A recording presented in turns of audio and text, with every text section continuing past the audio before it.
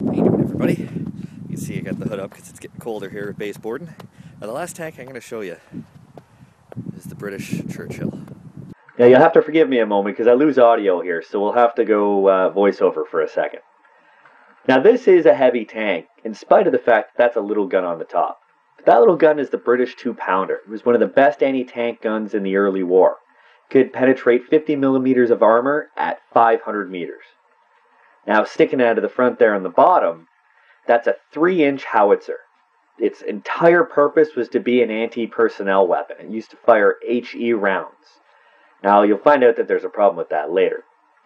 Now what truly makes this a heavy tank is actually all the steel that this thing carried. Now between my fingers there on the front, that's 102 millimeters of armor. It could actually stand up to a Panther tank at about 1,000 meters. So you get an idea. It's a fairly low silhouetted tank, which is good.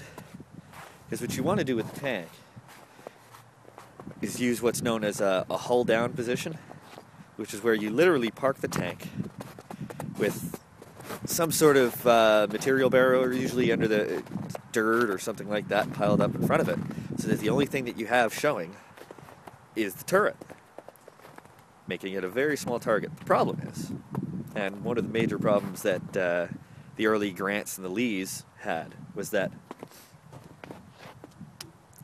if you're in a hull down position, you can't use the 75mm gun at all. Which is funny because the Churchill was designed after the Grants and Lees were already phased out.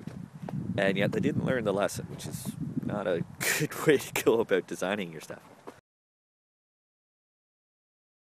One of the reasons that they do these twin types of setup is that what you could do is use this to fire HE shells and lob them over and get the infantry to lay down, while you use the 2-pounder up top to fire anti-armor shots, solid shot. Which, again, it works good on paper, but when you're in a battle and you're moving around and stuff like that, you'll also notice you can't traverse this gun. You have a certain amount of elevation, but you can't move it very far side to side without moving the entire tank. The entire thing has to move, which also makes the driver's job a hell of a lot harder. But of course, the turret on the top you can spin. The British were very good at moving.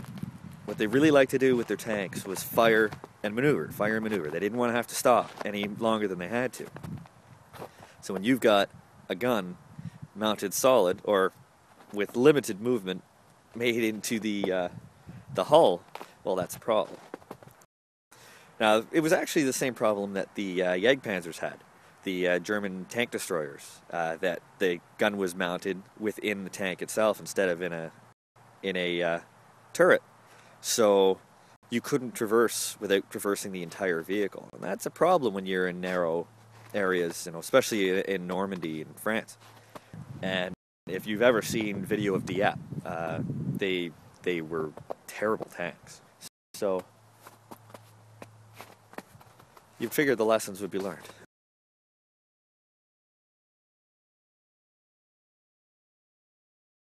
So here we come around to the back.